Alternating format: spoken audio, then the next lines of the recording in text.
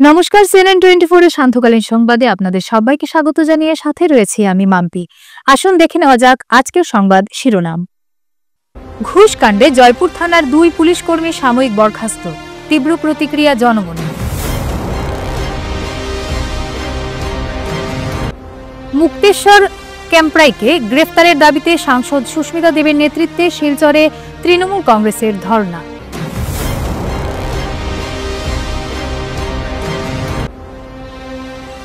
অসমের বিজেপি সরকার ও মুখ্যমন্ত্রীর কড়া সমালোচনা সর্বভারতীয় সম্পাদক বিকাশ উপাধ্যায়ের।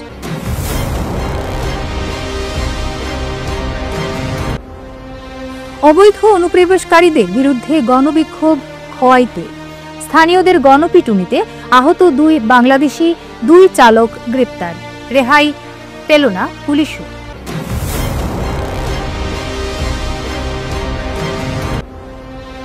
উধারবন্দ মালিপাড়া রোডে এক ভয়াবহ অগ্নিকাণ্ডে বসতবাড়ি ভস্মীভূত।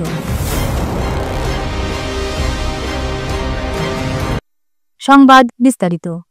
যানবাহন থেকে ঘুষ হিসেবে টাকা নেওয়ার অভিযোগে কাছাড়ের জয়পুর থানার 2 পুলিশ কর্মীকে সাময়িক বরখাস্ত করা হয়েছে। এরা হল হেড কনস্টেবল দেবু ঘোষ ও লেন্স নায়েক ইউবি জলিল উদ্দিন লস্কর। মঙ্গলবার এ খবর জানান কাছাড়ের নবনিযুক্ত সিনিয়র পুলিশ সুপার পার্থ প্রতিম দাস। বরখাস্ত 2 পুলিশ কর্মীকে তাদের সরকারি পোশাক সহ অন্যান্য সামগ্রী শিলচর পুলিশ রিজার্ভে জমা দিতে নির্দেশ দেওয়া হয়েছে। উল্লেখ্য, গত 3 নভেম্বর সোশ্যাল মিডিয়ায় এই ঘুষ নেওয়ার খবর চাউর হওয়ার পর কাছাড় পুলিশ অভিযুক্ত ওই 2 পুলিশ কর্মীর বিরুদ্ধে এই ব্যবস্থা গ্রহণ করেছে।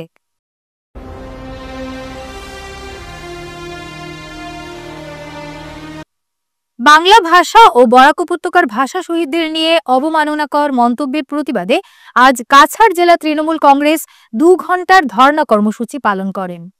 শিলচরের ক্ষুদিরাম মূর্তির পাদদেশে অনুষ্ঠিত এই ধর্নায় নেতৃত্ব দেন রাজ্যসভার সাংসদ ও তৃণমূল নেত্রী সুস্মিতা দেব। উল্লেখ্য, সম্প্রতি এক ডিমাসা সংগঠনের নেতা মুক্তেশ্বর ক্যাম্প্রাই সামাজিক মাধ্যমে মন্তব্য করেন যে বরাকের ভাষা শহীদরা বাংলাদেশি। তার এই মন্তব্যকে ঘিরে সমগ্র বরাক উপত্যকা জুড়ে তীব্র প্রতিক্রিয়া সৃষ্টি হয়েছে। বিভিন্ন রাজনৈতিক দল ও সংগঠন পৃথকভাবে এফআইআর দায়ের করলেও পুলিশ এখনো পর্যন্ত অভিযুক্তকে গ্রেপ্তার করতে পারেনি। দেখুন সুস্মিতা দেব কি বললেন। দেখেন, আমরা কিছুদিন আগে দেখতে পেরেছি যে একজন ব্যক্তি প্রকাশ্যভাবে পাবলিকলি বলেছে যে ভাষা শহীদ যারা শহীদ হয়েছিলেন 1961-এ ওরা বাংলাদেশি। এটার পরে সমস্ত কাছাড় জেলা বা বরাকের যত অরাজনৈতিক সংস্থা ছিল বা কালচারাল অর্গানাইজেশন ছিল, এনজিও ছিল, বিভিন্ন এফআইআর লজ হয়েছে জেলা পুলিশের কাছে। তারপরে ওরা 2-3 বার দেখাও করলো। তারপরে শোনা গেল যে এই লোকটা একটা ফেসবুক পোস্ট দিয়ে ক্ষমা চাইবে। যখন ওর ক্ষমা চাওয়ার ভাষাটা আমি দেখলাম, আমার মনে হলো যে ও এইভাবে ক্ষমা চাইলো যে মানুষ বুঝলোই না কথাটা ও কি বলছে। প্রশ্নটা হলো, আমরা দেখেছি আসামের মুখ্যমন্ত্রী আমার সোনার বাংলা গাওয়া হয়েছে বলে নিজে প্রেস মিট করে বলছে যে আমি অ্যাকশন নিব, পুলিশ অ্যাকশন নিব। তো ভাষা শহীদদের যখন অপমান করলো একজন ব্যক্তি, এটা পুরো ডিমাসা মানুষ করেনি, কারণ ডিমাসা সাহিত্য সভা বলে দিয়েছে যে ওরা এটাকে ধিক্কার জানিয়েছে, কন্ডেম। একজন ব্যক্তি লক্ষ লক্ষ মানুষের সেন্টিমেন্ট নিয়ে একটা বাজে মন্তব্য করলো, আসামের মুখ্যমন্ত্রী চুপ কেন? আসামের মুখ্যমন্ত্রী দেখা যায় রোজ টুইটারে দেয় যে আমি 100 কিলো ড্রাগস ধরে ফেলছি, আমি সব বাংলাদেশি ধরে ফেলছি, সব উনি করে নিচ্ছেন। তো আমি হেমন্ত বাবুকে জিজ্ঞেস করতে চাই যে ভাষা শহীদদের যারা বাংলাদেশি বলল, আসামের মুখ্যমন্ত্রী প্রেস মিট করে কাছাড় পুলিশকে নির্দেশ দিলেন না কেন অ্যারেস্টের জন্য? কারণ আমরা বাঙালি বলে। যে আপনি বাঙালিদের আর কত বোকা বানাবেন? হিন্দু হিন্দু বলে ভোট নিচ্ছেন, সকাল থেকে রাত্রেকালে হিন্দু মুসলমানের রাজনীতি করে আপনি বাঙালি সমাজকে বেটে যে ভোটটা নিচ্ছেন, এটা তো আমরা দেখছি। কিন্তু ভাষা শহীদের অপমান আপনার সিএম থাকতে হয়েছে একজন ব্যক্তি ৪৫ লক্ষ মানুষকে অপমান করেছে। কারণ ভাষা শহীদ আন্দোলনে শুধু বাঙালিরা ছিল না, প্রত্যেক ভাষার মানুষ ছিল, এটা ইতিহাস জানে। অসম বিজেপির হাতে সুরক্ষিত নয়, এই রাজ্য সুরক্ষিত থাকবে কংগ্রেসের হাতে। কারণ বিজেপির নেতা মন্ত্রীর দুর্নীতি আর ভ্রষ্টাচারে লিপ্ত, সিন্ডিকেট চালাতে ব্যস্ত সবাই। তাদের উদ্দেশ্য কেবল নিজেদের সম্পত্তি বাড়াতে। 3 দিনের বরাক সফর সেরে বুধবার সকালে শিলচর ইন্দিরা ভবনে এক সাংবাদিক সম্মেলন করে এভাবেই বর্তমান রাজ্য সরকারকে আক্রান্ত করে গেলেন নিখিল ভারত कांग्रेस কমিটির সম্পাদক বিকাশ উপাধ্যায়। अगर ये प्रदेश असम प्रदेश सुरक्षित है तो कांग्रेस के हाथ में, भारतीय जनता पार्टी के हाथों में असम सुरक्षित नहीं है, क्योंकि भारतीय जनता पार्टी के नेता भ्रष्टाचार, कमीशन खोरी से लेके सिंडिकेट चलाने का काम भारतीय जनता पार्टी का हर जनप्रतिनिधि, विधायक, सांसद सब लिप्त हैं। सिर्फ अपने असेट, अपनी प्रॉपर्टी को बढ़ाने का काम भारतीय जनता पार्टी कर रही है। यहाँ के जल जंगल जमीन, यहाँ की माइनिंग, यहाँ की तमाम चीज़ों को बेचने का काम भारतीय जनता पार्टी के मुख्यमंत्री कर रहे हैं। और गजब बात है, 5 साल के मुख्यमंत्री का हिंदुस्तान में सबसे पैसे वाले मुख्यमंत्री के नाम में अव्वल नंबर में नाम आया है। তিনি বলেন, জুবিন গার্গ সবার হৃদয়ের, কিন্তু জুবিন গার্গের শেষ ছবি দেখে শ্রদ্ধাঞ্জলি জানানোর সময় নেই মুখ্যমন্ত্রী বা তার মন্ত্রীদের।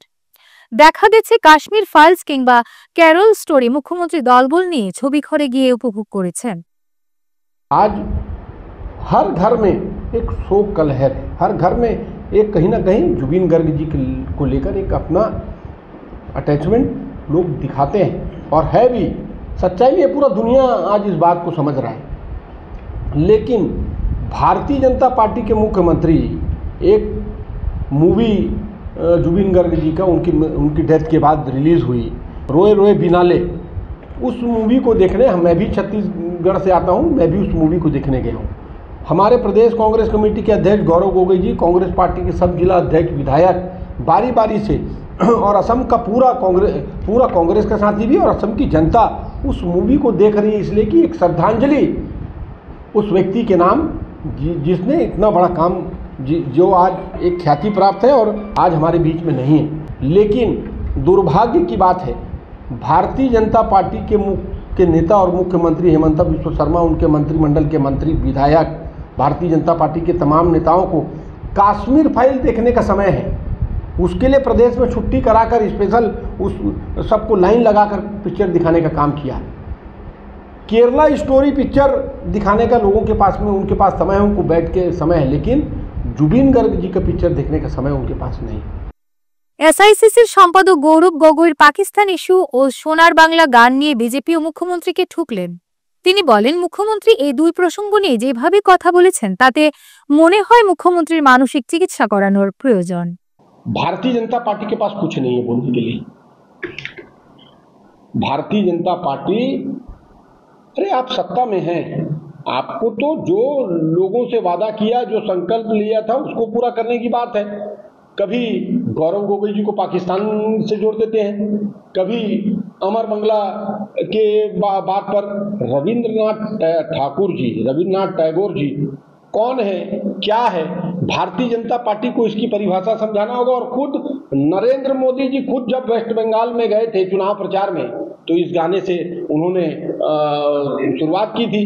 भारतीय जनता पार्टी के जो यहाँ के नेता हेमंत बिस्वा शर्मा, थोड़ा सा ट्रीटमेंट की आवश्यकता है।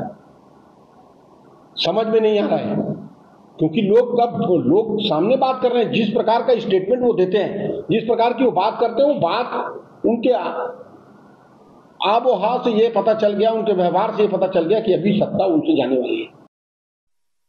ত্রিপুরা বাংলাদেশ সীমান্তে আবারও অবৈধ অনুপ্রবেশ ঘিরে তীব্র উত্তেজনা।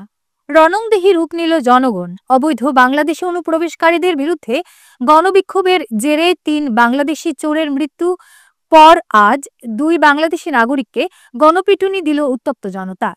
মঙ্গলবার সন্ধ্যায় খোয়াই মহকুমার চাম্পাহাওর থানাধীন বাচাইবাড়ি এলাকায় পরিস্থিতি প্রায় ভয়াবহ রূপ নেয়। স্থানীয়রা আশারামবাড়ি সীমান্ত থেকে খোয়াইমুখী একটি ইকো গাড়ি নম্বর TR080690 আটক করে ভাঙচুর চালায়।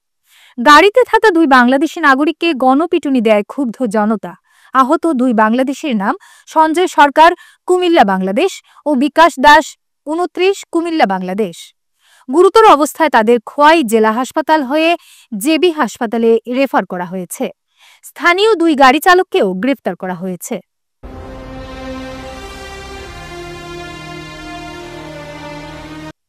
উধারবন্দ মালিপাড়া রোডে এক ভয়াবহ অগ্নিকাণ্ডে বসতবাড়ি সম্পূর্ণভাবে ভস্মীভূত হয়েছে। ঘটনাটিতে ক্ষতিগ্রস্ত পরিবারের সবকিছুই পুড়ে ছাই হয়ে যায়। ঘটনার খবর পেয়ে আজ উধারবন্দ ব্লক কংগ্রেস সভাপতি সন্দীপন নন্দী বাপ্পি তার নেতৃত্বে কংগ্রেসের এক প্রতিনিধি দল ঘটনাস্থলে পৌঁছে ক্ষতিগ্রস্ত পরিবারের সঙ্গে সাক্ষাৎ করেন এবং আর্থিক সহায়তা প্রদান করেন। প্রতিনিধি দলে উপস্থিত ছিলেন শিলচর জেলা কংগ্রেসের সাধারণ সম্পাদক পাপান দেব, জেলা যুব কংগ্রেস সভাপতি রণজিৎ দেবনাথ, কংগ্রেস নেতা মনসুর বরলস্কর সহ স্থানীয় কংগ্রেস কর্মীরা।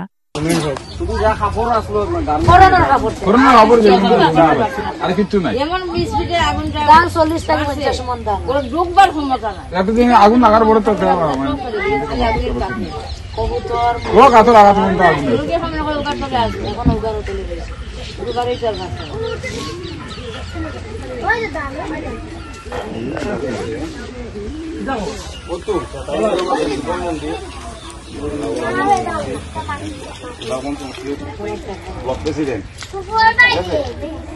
আর কংগ্রেসের নেতা ভাই আপনারা খাস আছে খালি ভাই আঠিও না সকাল সকাল চুরি হয়েছে চেষ্টা করার অফিসিয়ালি গভর্নমেন্টের আছে এটা করার আজকের সংবাদ এ পর্যন্তই। ধন্যবাদ।